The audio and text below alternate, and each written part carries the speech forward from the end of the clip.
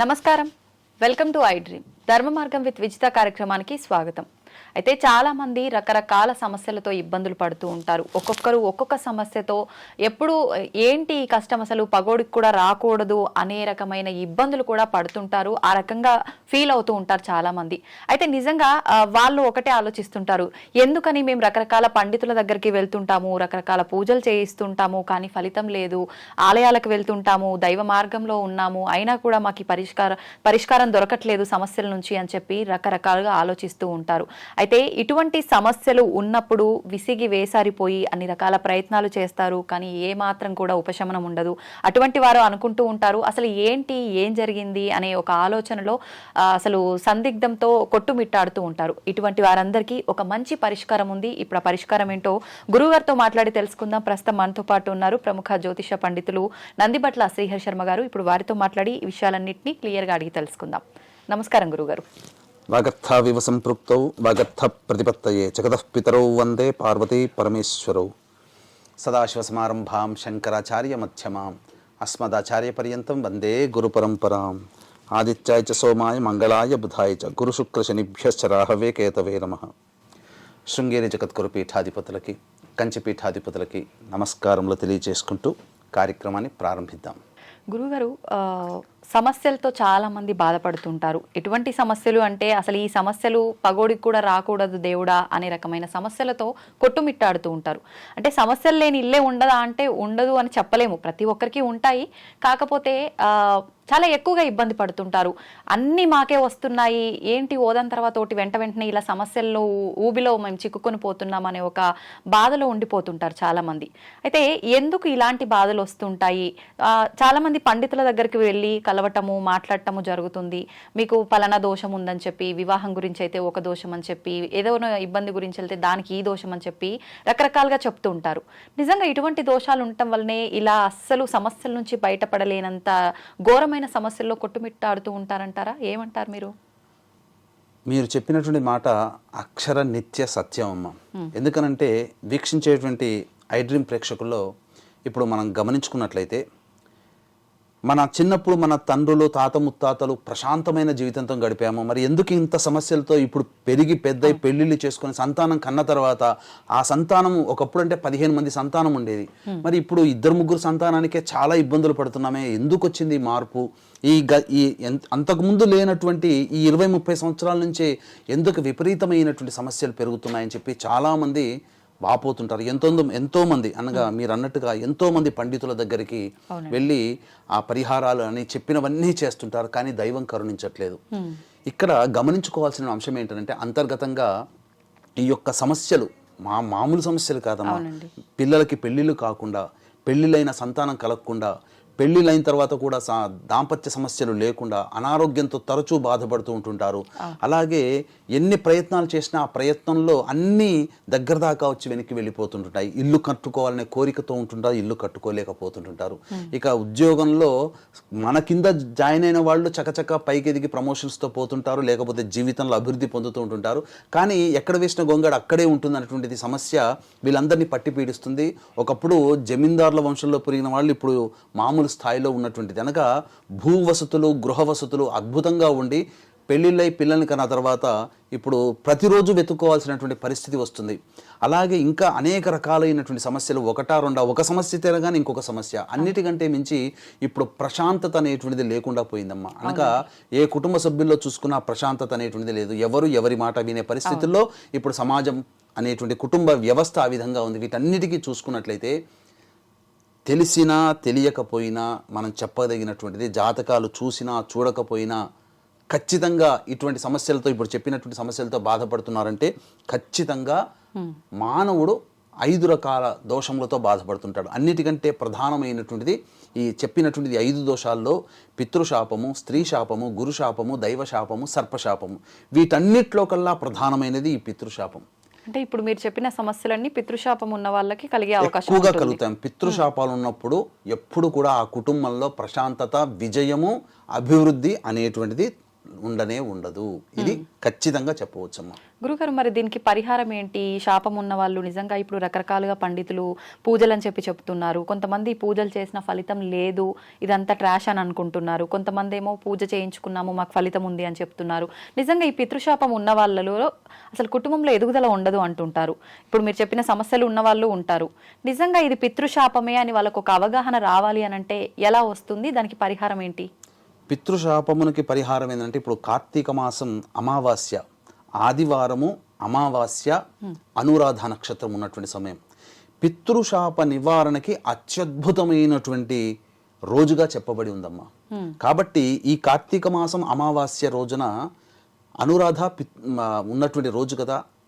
పితృకారకుడైనటువంటి వాడు రవి. పొద్దున పూట నుంచి అంటే పగలు జన్మించినటువంటి వాళ్ళకి, రాత్రి జన్మించినటువంటి వాళ్ళకి పితృకారకుడు శని భగవానుడు. ఈ రవి సంబంధించిన ఆదివారం, శనికి సంబంధించిన అనురాధ నక్షత్రం ఉండడం, మరియు పితృదేవతల కోసమే ప్రత్యేకించి ఒక తిథి ఉంది. ఆ తిథి అమావాస్య. ఈ మూడు కలిసి వచ్చినటువంటిది అద్భుతం అమ్మాయి. ఈ సంవత్సరంలో అనగా చెప్పాలి అంటే ఈ యొక్క 2024 సంవత్సరంలో అద్భుతమైన పితృదోష నివారణకి అద్భుతమైన రోజుగా చెప్పబడవచ్చు. ఆ కార్తీక మాసం అమావాస్య రోజున పితృశాప విముక్తికి ఎవరైతే ఈ యొక్క పితృశాప నివారణ చేసుకుంటారో వాళ్ళకి సత్ఫలితాలు ఖచ్చితంగా కలుగుతాయి.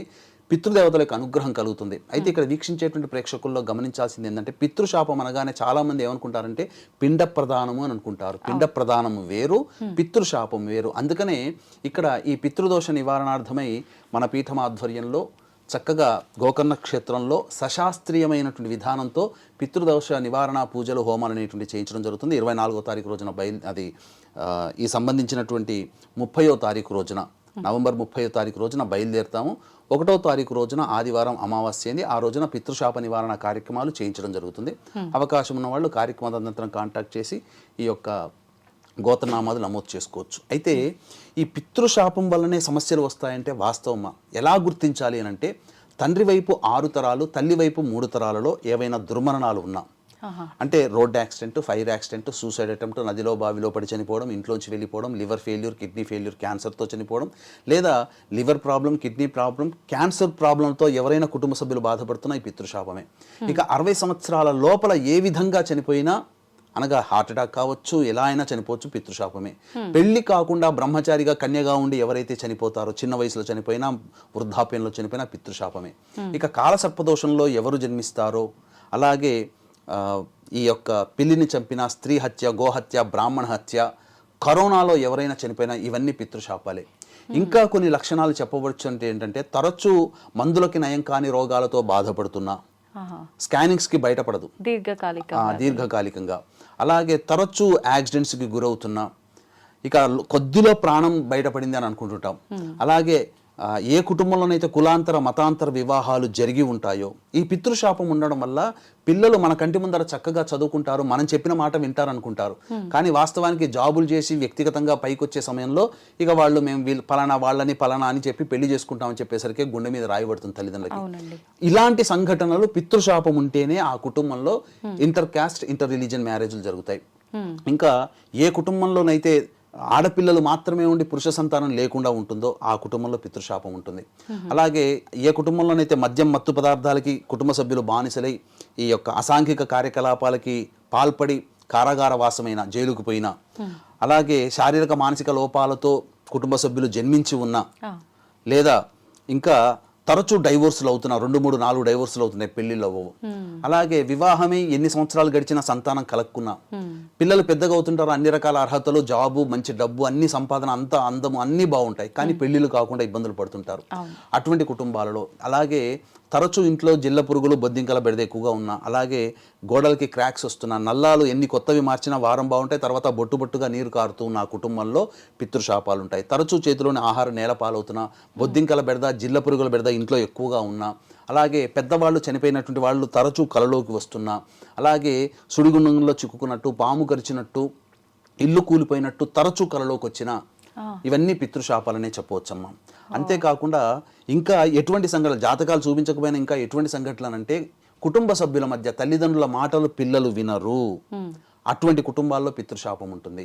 ఇంకా గొప్పగా బతికినటువంటి కుటుంబాలలో కోట్లు సంపాదించే ఒక అనాలోచిత నిర్ణయం తీసుకొని వృధా పెట్టుబడి పెట్టేస్తారమ్మా. ఎక్కడో చోట పెట్టుబడి పెడతారు, పూర్తిగా మైనస్లోకి వచ్చేసేస్తారు.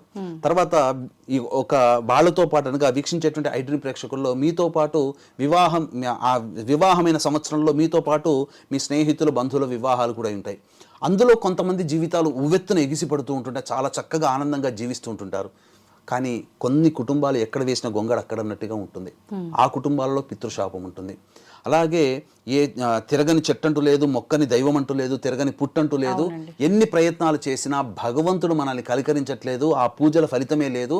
పిల్లలు కూడా ఇక పూజలు వద్దమ్మా అని చెప్తున్నారు. అసలు దేవుడు ఉన్నాడా లేడా అని చెప్పి కూడాను చాలా మంది వాపోతుంటుంటారు. ఇంట్లో తిష్ట వేసిన ఈ పితృశాపం ఉన్నప్పుడు ఈ యొక్క సంబంధించినటువంటివి ఎన్ని పూజలు చేసినా ఆ ఇంటి గుమ్మం దగ్గరనే ఆగిపోతాయి. పూజ ఫలితములు వృధా కాదని చెప్పవచ్చమ్మా, వృధా కావు. కానీ ఆ ఇంటి గుమ్మం దగ్గరనే ఆగిపోతాయి. ఇంట్లో తిష్ట వేసిన పితృదోషం ఎప్పుడైతే తొలగిపోతుందో అప్పటి వరకు మీరు ఏ ప్రయత్నం కోసమైతే పూజలు దైవతారాధన నిజాయితీగా కష్టపడతారో ఆ పూజల ఫలితం అంతా వచ్చి ఆ సమస్యలు తీరుతాయి. అందుకని పితృశాపం చేయించుకోగానే సమస్యలు ఎందుకు తీరుతున్నాయి అనంటే ఈ యొక్క కారణం వల్లనే. శాపం తొలగించుకోవడానికి మీరు ప్రయత్నం చేస్తున్నారు తప్ప కోరికలు తీరడానికి మాత్రం ప్రయత్నంగా కాదు ఇది. ఇప్పుడు మనకు గాయం అవుతుందమ్మా, డాక్టర్ ఆపరేషన్ చేయాలని అంటాడు. ఆపరేషన్ చేసి అందులో ఉన్నటువంటి చెడుని తీయడం ఆ డాక్టర్ బాధ్యత. కానీ శరీరం యొక్క ఇమ్యూనిటీ బట్టి మనం తీసుకునే ఆ యొక్క కేర్ని బట్టి శరీరము ఆ నొప్పి ఆ గాయము కొంతమందికి వారం 10 రోజుల్లో తగ్గుతుంది, కొంతమందికి నెల రోజులు పడుతుంది. అలా కాబట్టి ఈ యొక్క పితృదోషం తొలగించుకోవడానికి అనేటువంటిదే పరిహారాలు చేసుకోగాని మన కోరికలు తీరడానికి మాత్రం పరిహారాలు చేయకూడదు. ఇక్కడ ఇంకొక లాజిక్ ఏంటంటే పితృదోషం ఉన్నటువంటి కుటుంబాలలో మనము ఎన్ని పరిహారాలు పాటించినా ఫలితం దక్కదు. దొరికిపోతే ఆ పరిహారాలన్నీ కూడా విజయవంతంగా మనకు అనుకూలిస్తాయని చెప్పవచ్చు. అంటే ఏదైనా దుష్టశక్తి ఉన్నప్పుడు, ఏదైనా నెగిటివ్ ఎనర్జీ ఉన్నప్పుడు ఆ నెగిటివ్ ఎనర్జీ ఉంటే మనం ఆలయంలోకి ప్రవేశించకుండా ఎలా చేస్తుందో అలా ఈ పితృదోషం కనుక ఉంటే. అంటే ఇక్కడ వాస్తవం ఏంటంటే కనిపించిన తల్లిదండ్రులు తాత ముత్తాతలు శాపాలు పెట్టరమ్మా. ఏంటంటే ఇలా దుర్మరణాలు, కోరికలు తీరకుండా, ఆశయాలు తీరకుండా 60 సంవత్సరాల లోపల చనిపోతారు కదమ్మా. ఎలాగైనా వాళ్ళకి ఏముంటుంది, పిల్లల్ని పెద్ద చేయాలి, పెళ్ళిళ్ళు చేయాలి, వాళ్ళ సంతానంతో ఆడుకోవాలి, వాళ్ళకి ఒక బాధ్యతగా ఒక ఇల్లు వసతి కల్పించాలి. అవన్నీ తీరకుండా పిల్లలు పుట్టిన 5వ సంవత్సరం 9, 10 సంవత్సరాల్లో చనిపోతున్నారు కదా తల్లిదండ్రులు. అటువంటిది కొంతమంది ప్రసూతికా మరణం అంటే మన గర్భం దాల్చిన తర్వాత డెలివరీ అయ్యే టైంలో కూడా చనిపోతుంటారు ఆడపిల్లలు. అవి పూర్వకాలంలో ఎక్కువగా జరిగేటివి. కాబట్టి అవన్నీ కూడా ఏంటంటే మోక్షాన్ని పొందవు. అంటే ఎవరైనా, మీరైనా, నేనైనా, సమస్త ప్రాణి మరణించిన తర్వాత మళ్ళీ కర్మను అనుసరించి మళ్ళీ ఇంకొక జన్మ ఎత్తాలి. కానీ ఆ జన్మ ఎత్తడానికి అవకాశం అయ్యేటువంటి పరిపక్వత ఆ యొక్క జీవికి రాదు. త్రిశంకు స్వర్గంలాగా పిశాచ రూపాన్ని పొందుతుంది. అది ఎలా ఉంటుందంటే పిశాచ రూపం పొందినటువంటి ఆ ఇంటి పెద్దల యొక్క ఆత్మ ఎలాంటి బాధపడుతుందంటే ఒక అమ్మాయి డెలివరీ అయ్యేటప్పుడు ఎంత కష్టపడుతుందో అంతకి 1000 రెట్ల బాధ అనుభవిస్తుంది. ఆ బాధ నుంచి విముక్తి చేయాలంటే ఆ కుటుంబంలోని వారసులు మాత్రమే చేయాలమ్మా. ఆ వారసుల మీద ఉన్నప్పుడు ఇదంతా ట్రాష్ అని చెప్పి కొట్టిపడేస్తుంటారు చాలా మంది. కానీ ఆ వారసులు ఈ పరిహారం చేసిన వాళ్ళకి చాలా మందికి, ఎంతో మందికి సంబంధించినటువంటి మంచి జరిగిన సంఘటనలు ఉన్నాయమ్మా. మరి వారసులు అంటే మగపిల్లలు. ఇప్పుడు పితృదోషం ఉన్న వాళ్ళకి కొంతమందికి మగపిల్లలు సంతానం ఉండదు, ఆడపిల్లలే ఉంటారు. మరి అలా ఆడపిల్లలు ఉన్న వాళ్ళు ఎవరు చేయాలి గురుగారు? ఈ ఆడపిల్లలు ఉన్నటువంటి వాళ్ళు మామగారు బ్రతికుంటే, అనగా ఆడపిల్లను చేసుకున్న మామగారు అంటే భర్త తండ్రి ఉంటే భర్త తండ్రి చేయాలి. లేదు మామగారు లేరన్నప్పుడు భర్త చేయవచ్చు. ఇటువంటి భర్త కూడా మాకు అవకాశం లేదండి, మా మాట వినరని చెప్పి ఆడపిల్లలు అంటుంటారు. ఒకే కుటుంబంలో 2 ఆడపిల్లలు ఉంటారు. మరి అటువంటప్పుడు మళ్ళీ తల్లిదండ్రుల ఆత్మ విమోచనం కోసం ఆడపిల్లలు ఆలోచిస్తారు కదా, బ్రాహ్మణుని కర్తగా పెట్టి చేయించుకోవాలమ్మా. శాస్త్రం అంగీకరిస్తుంది. వీళ్ళు పాల్గొనడానికి లేదు, ఆడపిల్లలకు చేయడానికి లేదమ్మా. అయితే ఇప్పుడు చాలా మంది ఇలా ఇప్పుడు మీరు చెప్పిన సమస్యలు ఏదైతే ఉన్నాయో ఇవి వింటుంటే ప్రతి ఒక్కరింట్లో ఏదో ఒక సమస్య అనేది ఖచ్చితంగా ఉంటుంది. అంటే దీన్ని బట్టి ప్రతి ఒక్కరి ఇంట్లో పితృదోషం ఉండే అవకాశం చాలా వరకు ఉన్నట్టే. 100కి 95% మంది కుటుంబాల్లో ఉన్నాయమ్మా. అయితే ఇప్పుడు ఈ పితృదోషం యొక్క పరిహారం, ఈ పూజ ఏదైనా చేయించుకోవాలి అనుకున్నప్పుడు మీరు చెప్పినట్టుగా ఇప్పుడు ఆడపిల్లలు ఉంటే మగపిల్లలు వాళ్ళకు అనుగుగా మామయ్యో ఎవరైనా ఉంటే చేయించాలి, లేదు అంటే పురోహితుల సమక్షంలో. ఒకవేళ మగవారు ఉన్నారు, వాళ్ళు చెయ్యాలి అనుకున్నప్పుడు వాళ్ళ భార్య గర్భవతిగా ఉండటము ఇలాంటివి ఉన్నప్పుడు, గర్భవతిగా ఉన్నప్పుడు పూజలు చేయకూడదు అంటారు కదా గురుగారు. పితృదోషంకి సంబంధించిన పూజలు చేయొచ్చా? చేయకూడదమ్మా. ఇక్కడ భర్త అంగీకారం తెలపని కుటుంబాలు కూడా ఉంటుంటాయి. అంటే మామగారు ఉండరు కానీ వాళ్ళ కోడలిగా వచ్చినందుకు ఆ కుటుంబం మీద ప్రేమతో ఆ కోడలు కూడా ఆలోచిస్తారు, కానీ భర్త వినడు. మరి భర్త చేయాలి, కొడుకులతోనా చేయించకూడదు.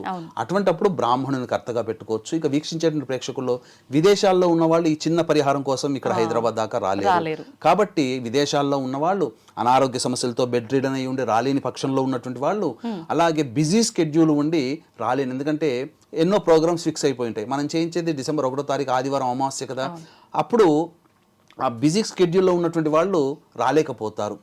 అలాగే ఇంకా చెప్పాలి అని అంటే అవకాశం ఉండి కూడా రాలేని పరిస్థితిలో కొంతమంది ఉంటుంటారు. అటువంటి వాళ్ళందరూ కూడా బ్రాహ్మణుని కర్తగా పెట్టి చేయించుకున్న అదే ఫలితం. స్వయంవా ఆచార్యంవా, ఇక్కడ మనం స్వయంగా చేసుకుంటే మమ కుటుంబ పితృదోష పరిహారార్థం అని చెప్పి సంకల్పంలో వచ్చిన వాళ్ళు చేయించుకుంటారు. రాలేని వాళ్ళ కోసం బ్రాహ్మణుని కర్తగా పెట్టినప్పుడు ఆ బ్రాహ్మణుడు ఏం చేస్తాడంటే మమ యజమానస్య కుటుంబ పితృదోష పరిహారార్థం అని చెప్పి సంకల్పం చేసుకుంటారు. ఇప్పుడు ఉన్నారమ్మా విజిత గారు, మీరు ఒక కారు కొనుక్కున్నారు. ఆ కారు కొనుక్కున్నప్పుడు ఎక్కడో ప్లేస్లో మీరు అక్కడ పార్క్ చేసినప్పుడు ఆ కారు దగ్గర నిలబడతారు. మీరు నిలబడ్డప్పుడు ఎవరి కారు అండి అనేది ఎవరైనా అడిగారు అనుకుంటే అప్పుడు మీరేం చెప్తారు? మీరని చెప్తారు. మీరు ఒక డ్రైవర్ని పెట్టుకున్నారు. ఆ డ్రైవర్ని పెట్టుకున్నప్పుడు డ్రైవర్ ఎక్కడో చోట పార్క్ చేసుకుంటారు. ఇప్పుడు నేనే వస్తాను, ఆ డ్రైవర్ని అడుగుతాను, ఎవరిదయ్యా ఈ కారు అని అడుగుతాను. అప్పుడు డ్రైవర్ ఏం చెప్తాడమ్మా? పలానా విజిత మేడం వాళ్ళది. అంతే కదా. మరి ఇక్కడ కారు ఒకటే, కానీ ఓనరు ప్లేస్ మారారు, కానీ ఓనర్షిప్ మారలేదు కదా. ఓనర్షిప్ మారలేదు కదా. మీరు మీ కార్ అని ఎట్లా చెప్పుకుంటారు, మీ డ్రైవర్ మీ కార్ అని ఎలా చెప్తారో, మీ కార్ని మీరు ఎలా చెప్పుకుంటారో, ఇక్కడ పితృదోష పరిహారం చేసేటప్పుడు స్వయంగా వచ్చి చేసుకునేటప్పుడు మమ కుటుంబ పితృదోషం, బ్రాహ్మణుని పెట్టిన మమ యజమానస్య కుటుంబ పితృదోష పరిహారం చెప్పి సంకల్పం.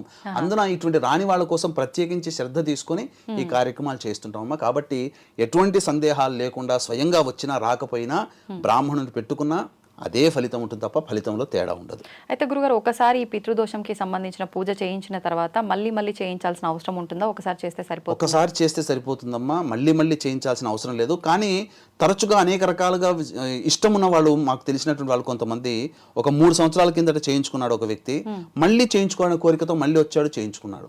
కాబట్టి తరచూ చేయించుకోవడంలో కూడా తప్పు లేదమ్మా. అంటే ఇది ప్రత్యేకించి చాలా మంది పలానా ప్లేస్ లోనే చేయించాలి అని చెప్పి అంటున్నారు. నిజంగా అలా ఒక నిర్దిష్టమైన ప్లేస్ లోనే చేయాల్సి ఉంటుందా? మనం ఉన్న దగ్గరైనా ఎక్కడైనా ఆలయంలో అలా కూడా చేయించుకునే అవకాశం ఉంటుందా? ఇది చాలా మంచి క్వశ్చన్. మా వీక్షించే ప్రేక్షకులకు అవేర్నెస్ కావాలి ఇక్కడ. ఎందుకంటే చాలా భారతదేశంలో అనేక ప్రాంతాలలో, నదీ తీరంలో ఉన్నటువంటి ప్రాంతాలలో చేయిస్తుంటారు. నాసిక్ త్ర్యంబకేశ్వరంలో చేస్తుంటారు. అలాగే ఈ యొక్క సంబంధించినటువంటి గోకర్ణ క్షేత్రంలో చేయిస్తుంటారు. మన దగ్గర కూడా చేయిస్తుంటారు. కాకపోతే నాసిక్ త్ర్యంబకేశ్వరంలో తాంత్రికంగా చేయిస్తారు. మనము తాంత్రిక విధానానికి చేయించుకోకూడదు. అది నెగిటివ్ రిజల్ట్స్ని ఇస్తుంది. ఇక గోకర్ణ క్షేత్రంలో కూడా దాదాపు 600 కుటుంబాల యొక్క కార్యక్రమాలు చేయించేటువంటి ఉన్నాయి. కానీ ఎక్కడ మంచి ఎక్కడ చెడు అనేటువంటిది తెలుసుకోలేకపోతున్నారు. చాలా మంది ఏంటంటే ఇప్పుడు గూగుల్ ఉంది కదా అని చెప్పేసి తెలుసుకుని వెళ్ళిపోతున్నారు. మనిషిని ముక్కు మొహం తెలవని వాళ్ళని నమ్మేసేసి అక్కడికి వెళ్ళిపోతున్నారు, చేయించుకుంటున్నారు. కానీ అక్కడ ప్రతి వృత్తిలో కూడా మంచి చెడు ఉందమ్మా. ఏ వృత్తి తీసుకున్నా అన్నిట్లో మంచి చెడు ఉంది. ఎక్కడైనా కానీ ఇదే వృత్తి మంచిది, ఈ వృత్తి దొంగలో కూడా మంచి దొంగలు ఉన్నారుగా. చెడు దొంగతనం చెడే, కానీ దొంగతనంలో కూడా వాడికి అవసరమైన తీసుకొని వెళ్ళిపోయి ఉన్నవాడు మంచివాడు, నిజాయితీగా. వాడికి ఎంతకు 1000 రూపాయలు ఖర్చు అంటే 1000 రూపాయలు దొంగతనం చేసుకోపోతావు, లక్షల రూపాయలు అక్కడ ఉన్నా. అంటే మంచి చెడు ఉంటుంది. అలాగే ఈ యొక్క పితృదోష నివారణ కార్యక్రమంలో కూడా మంచిగా చేయించే వాళ్ళు ఉన్నారు, చెడుగా చేయించే వాళ్ళు ఉన్నారు. చెడుగా అనంటే తూతూ మంత్రంగా. ఇప్పుడు బ్రాహ్మణులు అయితేనేమో శశాస్త్రీయంగా చేయిస్తారు, గుర్తుపడతారు కదా అని చెప్పి. బ్రాహ్మణులు కాని వాళ్ళు ఏమైపోతుంది, వాళ్ళకి పురాణోక్తంగా చేసి తూతూ మంత్రంగా చేయిస్తున్నారు. బ్రాహ్మణులు కాని వాళ్ళు కూడా పూజలు చేస్తారా? పూజలు బ్రాహ్మణులు కాని వాళ్ళు చేయరు. బ్రాహ్మణులు కాని వాళ్ళు వచ్చినప్పుడు చేయించే బ్రాహ్మణులు ఉంటారు కదా, పూజారులు, వాళ్ళు తూతూ మంత్రంగా పురాణోక్తంగా చేయించి పంపిస్తున్నారు. ఎందుకంటే వాళ్ళకి టార్గెట్, ఈ రోజు ఇన్ని పూజలు చేసామంటే అక్కడ నిర్వహిస్తున్న యజమాని ఇన్ని డబ్బులు ఇస్తాడని. శాస్త్రీయంగా చేయించుకుంటే రోజుకి 2 గంటలు ఎక్కువ చేయించలేరు, కానీ రోజుకి 5-6 చేయిస్తుంటారు. అక్కడ చేయించే గ్రూపులో 15-20 మంది ఉంటుంటారు. ఇంకా చెప్పాలి అని అంటే ఇక్కడ వీక్షించే ప్రేక్షకులు ఈ మధ్య గమనిస్తుంటే గత 15 సంవత్సరాలుగా ఈ యొక్క పితృదోష నివారణ కార్యక్రమాలు మన పీఠం ఆధ్వర్యంలో జరుగుతున్నాయి. కానీ ఈ మధ్య వేలం వెర్రిగా ఏమైపోతుందనంటే అసత్య ప్రచారాలు ఈ పితృదోషం మీద జరగడం. అంటే ఎటువంటి అసత్య ప్రచారాలు, ఇక అందరికీ పితృదోషం ఉన్నట్టే ఈ యొక్క వీడియో ఎవరైతే చూస్తారో వాళ్ళు పితృదోషం ఉన్న వాళ్ళే వీడియో చూస్తారు. పితృదోషం ఉన్న వాళ్ళే నాతో ఫోన్లో మాట్లాడతారు. ఇక ఎంతటి వరకంటే నీ కర్మ తొలగిపోయింది అవకాశం ఉంది కంటే నీ అదృష్టవశాత్తు ఈ వీడియో చూసావు. ఒకవేళ వీడియో చూసినా కానీ చేయించుకోలేదంటే నీకు ఇంకా కర్మ పరిపక్వత కాలేదు. ఇలా అసత్య ప్రచారాలు చేయిస్తున్నారు. ఇంకా ఎంతటికి అసత్య ప్రచారం అంటే మన ఇంట్లో చేరే పశుపక్షాదులకు కూడా పితృశాపం ఉంటేనే మన ఇంట్లో చేరుతాయి. వాటికి కూడా పితృశాపం ఉంటుంది.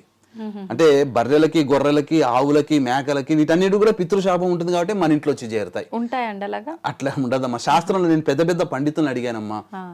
మన దాంట్లో కూడా చేశారు. హిందూ ధర్మక్షేత్రం వ్యవస్థాపకులు ఈ మన సంబంధించినటువంటి సంతోష్ ఘనాపాటి గారు ఉన్నారు కదా, వారిని కూడా ఒక సందర్భంలో ఉన్నప్పుడు నేను స్వయంగా వెళ్ళి ఏమంటే ఇట్లా మీరు ఎన్నో వేదాల్లో ఉంటారు, ఎందుకంటే వేద పండితుడు ఆయన ఉన్నప్పుడు నేను వేదం చదువుకోలేదు, స్మార్థం వరకే చదువుకున్నాను. అయితే ఆయన అడిగాను ఎక్కడైనా వేదంలో ఇలా చెప్పబడి ఉందా పశుపక్షాదులు కూడా పితృశాపాలు ఉంటేనే మన దగ్గరకు వస్తాయి అని చెప్పేసి అని. అంటే మనకు పితృశాపం ఉంది కాబట్టి మన ఇంట్లో పశుపక్షాదులకు కూడా పితృశాపాలు ఉంటేనే వస్తాయా, అటువంటివి ఉన్నవే మన ఇంట్లో చేరుతాయా అని చెప్పి. ఇంకొక విచిత్రం ఏంటంటే విజిత గారు, ఉన్నవి 27 నక్షత్రాలు. ఈ 27 నక్షత్రాలు అన్ని కూడా శుభమైనటువంటి నక్షత్రాలే. ఈ నక్షత్రాల్లో పుడితే దోషం, ఈ నక్షత్రాల్లో పుడితే మంచిదని ఎక్కడా లేదు. రోహిణి నక్షత్రం దోషం అంటారు. ఉన్న 140 కోట్ల రోహిణి నక్షత్రంతో 3 కోట్ల మంది పుట్టుంటారు. 3-4 కోట్ల మంది. ఆ 3-4 కోట్ల మందికి మేనమామలు పోతారా? పోరు కదా. అందుకని 27 నక్షత్రాలు మంచివి. కొంతమంది ఎటువంటి అసత్య ప్రచారాలు చేస్తున్నారంటే ఉన్న 27 నక్షత్రాల్లో 8 నక్షత్రాలు తప్ప మిగిలిన 19 నక్షత్రాల్లో జన్మిస్తేనే పితృశాపం. అసలు ఎక్కడా చెప్పబడినటువంటిది ఏంటనంటే ఒక రకంగా ఎక్స్ప్లాయిటేషన్, అంటే మనుషులని ఒక రకంగా మాటలతో హిప్నాటిజం చేసి, అంటే ఈ 27 నక్షత్రాల్లో వీక్షించేటువంటి ఐడ్రీమ్ ప్రేక్షకుల్లో ఆ చెప్పబడినటువంటి 19 నక్షత్రాల్లో కూడా పుట్టి ఉన్న వాళ్ళు ఉంటారు. వాళ్ళందరూ భయపడిపోయి చేయించుకోవాలని. కానీ భయపడాల్సిన అవసరం ఏమీ లేదమ్మా. ఎందుకనంటే ఇలా చెప్పి ఇదొక సిండికేట్గా మారిపోయి డబ్బుల్ని దోచుకునే విధంగా మారిపోయింది సమాజం. కాబట్టి మంచి చెడు ప్రతి దాంట్లో ఉంటుంది. కాకపోతే వీక్షించేటువంటి ప్రేక్షకులు అటువంటి అసత్య ప్రచారాలను నమ్మకుండా సత్యము నిజాయితీని నమ్మి వెళ్ళండి. అది మాత్రం చెప్పగలుగుతాను. ఎందుకంటే ఒక బాధ్యతాయుతమైనటువంటి ప్రసార మాధ్యమంలో ఉన్నాం.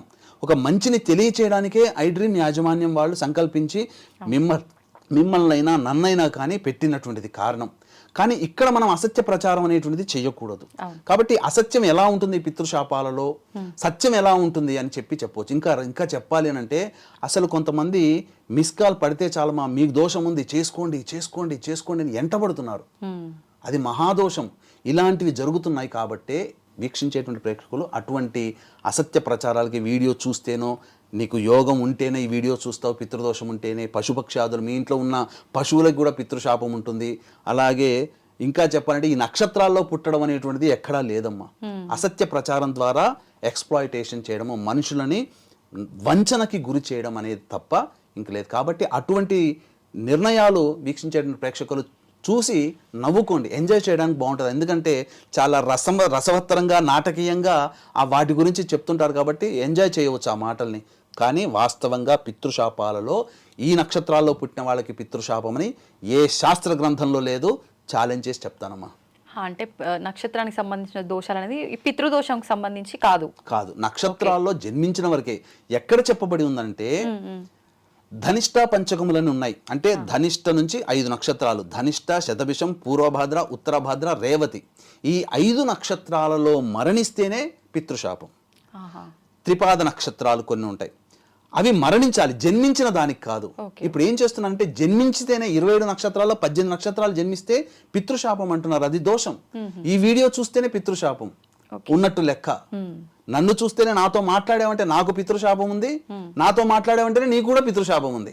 అంటే ఇప్పుడు 100 మంది మాట్లాడతారమ్మా. ఇప్పుడు నా స్థితి వేరు, నాకు పితృశాపం ఉంది అనుకోండి, మీరు నాతో మాట్లాడతారు, మీకు ఉన్నట్ట లెక్క అక్కడ లేదు. ఒక్కొక్కరు ఒక్కొక్క రకంగా. అలాంటి ఇది ఒక రకమైన వంచనకు గురి చేయడం తప్ప ఇంకేం లేదు. కాబట్టి అటువంటి వాటిని నమ్మవద్దు. మరణిస్తేనే నక్షత్రాల్లో చెప్పబడిన 5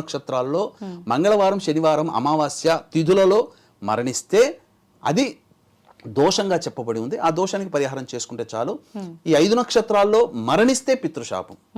అది మరణించిన సమయం ఆ డేట్ ఎవరు గుర్తుపెట్టుకుంటారు? జన్మించిన డేట్ అంటే గుర్తుపెట్టుకుంటారు, కానీ మా తాత ముత్తాతలు ఇవన్నీ. కాబట్టి ఇప్పుడు ఇంతకుముందు చెప్పినటువంటి లక్షణాలు గనక ఏ కుటుంబంలోనైతే ఉంటాయో ఆ కుటుంబంలో పితృశాపం. అందుకనే మరణించిన సమయంలో కూడా డేటు తిది గుర్తుపెట్టుకుంటారు, కానీ నక్షత్రం ఎవరు చూడరు. అది కొన్ని కుటుంబాలు, సాంప్రదాయ కుటుంబాల్లోనే గుర్తుపెట్టుకుంటారు. అందుకనే ఇటువంటి వంచనకి ఎవ్వరు కూడా గురి కాకుండా ఉండడం కోసమే సశాస్త్రీయంగా నిజాయితీగా ఈ కార్యక్రమాలు అనేటువంటివి డిసెంబర్ 1వ తారీఖు రోజున ఆదివారం అమావాస్య సందర్భంగా పితృదోష నివారణ కార్యక్రమాలు మన పీఠం ఆధ్వర్యంలో జరపబడుతున్నాయి. ఇంకా చెప్పాలి అని అంటే ఇంకొక ప్రత్యేకంగా ఒక్క మాటతో ఒక డౌట్ అండి, చాలా మంది పితృదేవతలకు సంబంధించిన క్రతువులన్నీ చాలా అంటే కరెక్ట్ గా ఎప్పుడు ఏది చేయాలో అన్ని మంచిగా ఆచారం ప్రకారంగా చేసుకుంటూ వస్తారు. అటువంటి వాళ్ళు ఇలాంటి పూజలు చేయాల్సిన అవసరం ఉందంటారా? ఉంటుందమ్మా. ఎందుకనంటే ఈ యొక్క పిండ ప్రదానాలు మేము చాలా చక్కగా చేశాం, కానీ తండ్రి గారేమో యాక్సిడెంట్లో పోతారు. అది చెప్పరు. ఎందుకనంటే ఈ యొక్క పితృకార్యం చనిపోయిన తర్వాత ఈ 11 రోజులు సంస్కారంగా చేస్తారు కదా, ఆ సంస్కారంలో అందరూ బాధతో ఉంటారు కాబట్టి పురోహితుడు కూడా చెప్పలేకపోతాడు. ఏమంటే దుర్మరణం పాలయ్యారు మీ పెద్దవాళ్ళు, అది ఆ మోక్షనారాయణ బలి పూజ చేయించాలండి, ఇది పితృశాపంగా మారుతుంది అని అంటే కూడా చెప్పడానికి అవకాశం ఉండదు. ఎందుకంటే తల్లిదండ్రులు కోల్పోయినప్పుడు బాధలో ఉండి ఇంకా దోషాలని అంటే సరైంది కాదు కదా, అందుకని మర్చిపోతారు. కానీ 60 సంవత్సరాల లోపల ఏ విధంగా చనిపోయినా, ఈ యొక్క తండ్రి వైపు 6 తరాలు తల్లి వైపు 3 తరాల్లో దుర్మరణాలు పాలై చనిపోయినా, ఎన్ని పిండ ప్రదానాలు కాదు, ఈ విశ్వం మొత్తంలో ఈ భూ ప్రపంచంలో ఎన్ని నదులు ఉన్నాయో అన్ని నదీ తీరాలలో, ప్రపంచమంతా తిరగండి, కేవలం భారతదేశమే కాదు, అన్ని నదీ తీరాల దగ్గర పిండ ప్రదానం చేసినా పితృదోషము తొలగిపోదు. పితృదోషం అనంటే మోక్ష ప్రాప్తి. ఎన్ని పిండ ప్రదానాలు చేసినా మోక్ష ప్రాప్తి కలగాలి. చనిపోయినటువంటి తల్లిదండ్రులకి మోక్షాన్ని ప్రసాదించే అర్హత ఆ ఇంటి వారసులైనటువంటి కొడుకులది లేదా మిగిలినటువంటి సంతానానిది తప్ప ఆ మోక్ష ప్రాప్తి కలగకపోతే, చెప్పాను కదమ్మా, ఆత్మ చాలా బాధపడుతుందని, మోక్షాన్ని ప్రసాదించమని మనల్ని కోరుతుంది. ఈ యొక్క కలియుగంలో ఈ కోరే విధానము మన కంటికి కనిపించరు కాబట్టి మనకు తరచూ కష్టాలు కలిగిస్తుంటుంటారు పితృదేవతలు. ప్రేమ కొద్దీ అంటే మనకు బాగా తలకాయ నొప్పి లేచిందంటే 4-5 రోజులు చూసేసి కంటి డాక్టర్ దగ్గర పోయి మనం టెస్ట్ చేయించుకుంటాం. 2 రోజులు కడుపు నొప్పితో బాధపడుతున్నామంటే ఏదో సమస్య డాక్టర్ దగ్గర పోతాం. అలాగే తరచూ కష్టాలు వస్తున్నాయంటే ఏదో మన జాతకంలో ఇబ్బందికర పరిస్థితులు ఉన్నాయి కాబట్టి దగ్గరలోని పండితుల్ని సంప్రదించినప్పుడు ఆ పండితులు సూచించినటువంటి పితృదోష పరిహారాలు చేసుకున్న తర్వాత వాళ్ళ ఇంట్లో ఉన్నటువంటి కష్టాలన్నీ తొలగిపోతాయి. ఇది దీంట్లో ఉన్నటువంటి మర్మమ్మ. కాబట్టి ఇక్కడ చక్కగా పిండ ప్రదానాలు ఎంత బాగా చేసినా పితృశాపం ఉన్నప్పుడు ఆ పితృశాప నివారణ చేసుకోవాల్సిందే. ఇంకా అన్ని రకాలుగా మనము నిజాయితీగా చేయించే వాళ్ళని నమ్మండి. ఇంకొక విషయం మీకు చెప్పదలుచుకున్నది ఏంటంటే, మీరు ఫోన్ చేసుకొని స్వయంగా అక్కడికి వెళ్ళినా లేదా మన ద్వారా వెళ్ళినా రుసుములో ఏమాత్రము తేడా ఉండదు, ఒకే రుసుము ఉంటుంది. స్వయంగా వెళ్ళినా లేదా మన ద్వారా వెళ్ళినా. కాకపోతే మన ద్వారా ఏంటంటే నిజాయితీగా దగ్గరుండి సశాస్త్రీయంగా జరుగుతుందా లేదా అని మనం చెప్పగలుగుతాం. డైరెక్ట్గా ముక్కు మొహం తెలవని వాళ్ళని ఎవరు పడితే వాళ్ళ దగ్గరికి వెళ్ళి చేయించుకుంటే అది ఉండదు. కాబట్టి అది ఎవరు చేస్తున్నారో ఎలా చేస్తున్నారో మనం గైడ్ చేయలేం. మన ద్వారా అయితే మనం దగ్గరుండి తెలిసిన వాళ్ళ ద్వారా అయితే నమ్మకంగా ఉంటుంది. అది ఓకే, ధన్యవాదాలండి. చాలా మంచి విషయాలు తెలియజేశారు. నిజంగా అలాంటి దోషాలతో సమస్యల్లో ఉండి బాధపడే వాళ్ళకి ఒక మంచి పరిహారాన్ని కూడా తెలియజేశారు. ధన్యవాదాలు. సర్వం శ్రీ ఉమామహేశ్వర పరబ్రహ్మార్పణమస్తు.